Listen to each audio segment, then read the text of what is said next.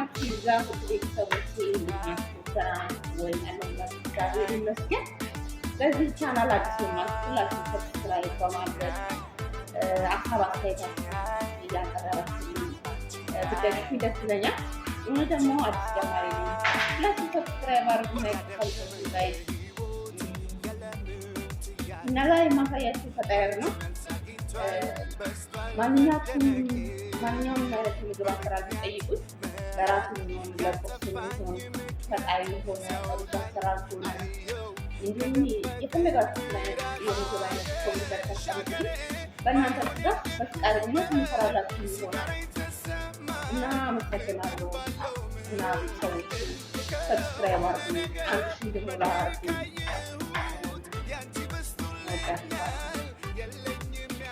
ወደ አሰራሩ እዚህ ጋር ፈጣየር ለመስራት እሮብ፣ ዝባዲ እንዲሁም ደግሞ ጅበን ቦክ፣ ካሜራ፣ ፓውደር፣ ስኳር፣ ጨው የሚያስፈልገው እያንዳንዳችን ያው ይለያል። ግን በዚህ አይነት በተለይ ጅበን የሚሰጠዋል ብትሉ ጅበን ፈጣየሩን በጣም እናሳምራላችሁ። እንዲለሰለስ ይረዳዋል እና ያ በጣም የሚያምር ፈጣየር የምትሰሩት ዛሬ ማሳያችሁ ፈጣየር እንግዲህ አብራችሁ ተከታተሉ።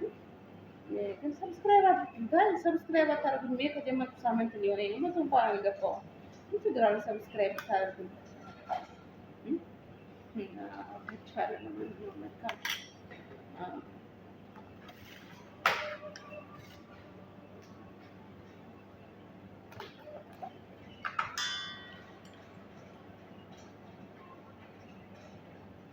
አንድ ማንኪያ ካሜራ፣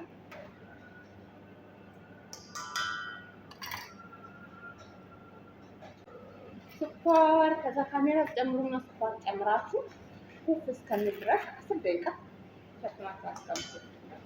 በኋላ ሊጣችሁ ጊዜ የማይፈጅባችሁ ቶሎ ለመስራት ይጠቅማችኋል።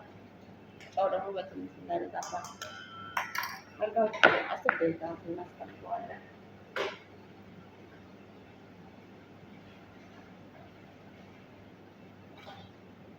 ያርጋችሁ 10 ደቂቃ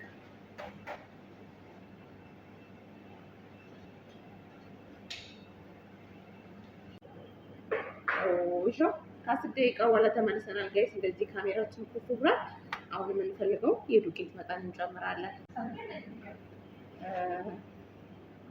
ይሄ ተመልሻለሁ ጋይስ። በዚህ 4 ኩባያ ነው ያደረኩት። እናንተ ግን እንደ ፈጣየራችሁ እንደ ልካችሁ ማድረግ ትችላላችሁ ማለት ነው። እሺ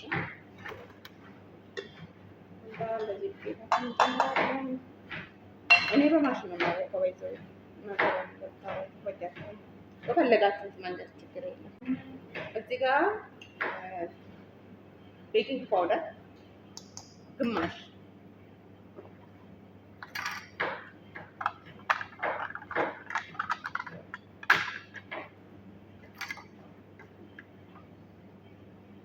ዝባዲ 1 ማንኪያ፣ ጅበን ቦክ 1 ማንኪያ፣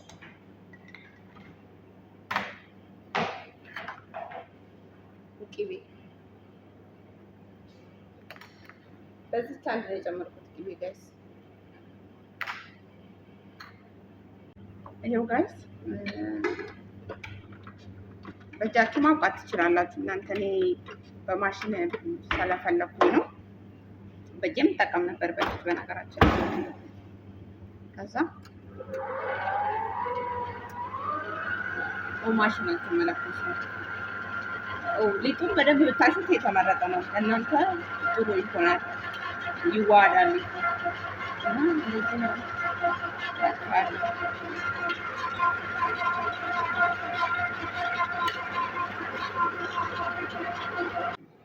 ይሄው ጋር ጨርሻለሁ።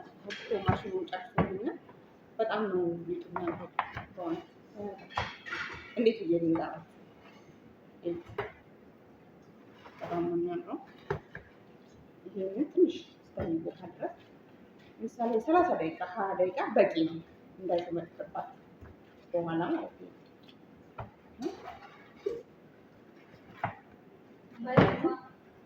ማየት ማመን ነው ጋይስ።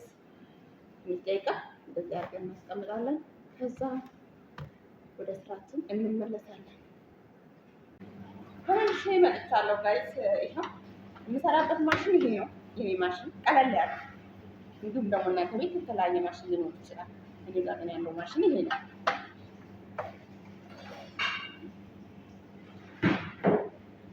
ሊጤ ደግሞ ነው እንደዚህ ቦታ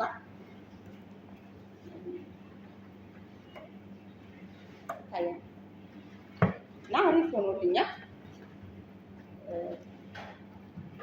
ከዛ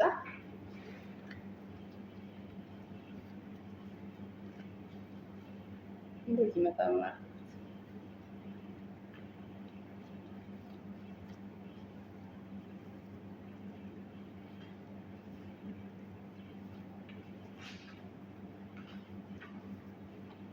የሚበቃችሁን ያህል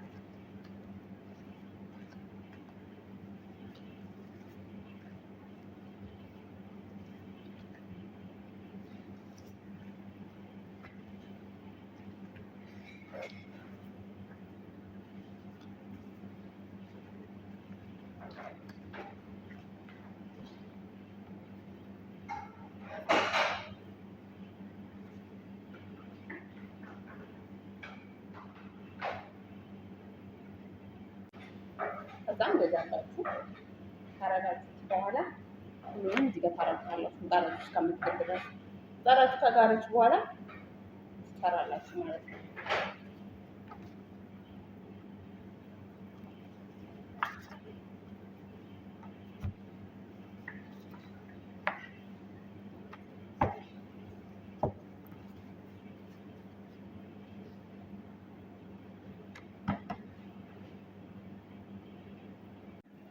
ይሄው ጋይስ ምጣድ ትላለች ማሽኑ ማለት ነው። ማሽናችሁ ከጋለች በኋላ አረጋችሁ በኋላ ማሽኑ ነው ተፋ የማይከደን ማሽን አለ። በነገራችን የማይከደን ማሽን ላይ እንሰራላችሁ። መጀመሪያ ቂጣው እንደዚህ ነው የምትጋግሩት። እንደዚህ ከጋገራችሁ በኋላ ነው ቀጣይ የምትሰሩት። በዛ ባሳየኋችሁ ማሽን ቂጣ እንደዚህ ይጋገራል። አሁን ቂጣ ጋግር እዛ አጣጣሪ እንዳለ ወደ ቀጣይ ማሳየው እዚህ ጋር ታያችኋል። የፈርም ሳህን አለ ፈጣይሩን ለመስራት የጋገሩትን ቂጣ። እዚህ ጋር ደግሞ ሁለት ቺፕስ ሮማን ጅመን ሞሶሬላ አለች። ቀጣይ ጅበን ቡክ። ይሄን ካዘጋጃችሁ በኋላ እንግዲህ የምታረጉት እንደዚህ ትደረድራላችሁ። ቂጣችሁን አይታይም መሰለኝ ያሳያል።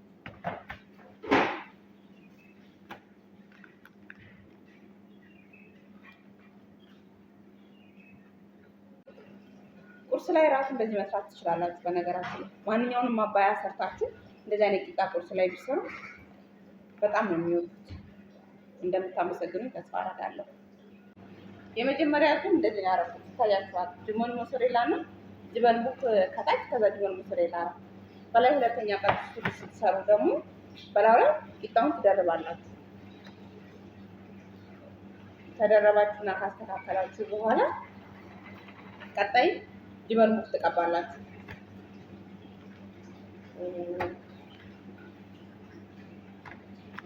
ታያ ሁለት ጥፍ አድርጌው ሁለተኛ ዙር ማለት ነው። ይሄው ጋይስ መጨረሻ ላይ እንደዛ አድርጋችሁ ፈርም ትከታላችሁ። ሁሉንም ነገር ከጨረሳችሁ በኋላ እንደዚህ ታረጋችሁ ፈርም ታስገባላችሁ። ይሄው ጋይስ መጨረሻ ላይ ከፈርም እንደዛ ስራችሁ አወጣላችሁ። እንዴት እንደምታቀርቡ ደግሞ ታይታላችሁ። ይሄው ጋይሶች እንደዚህ አይነት ምግብ ትሰራላችሁ እንደምታያችሁ ተስፋ አደርጋለሁ።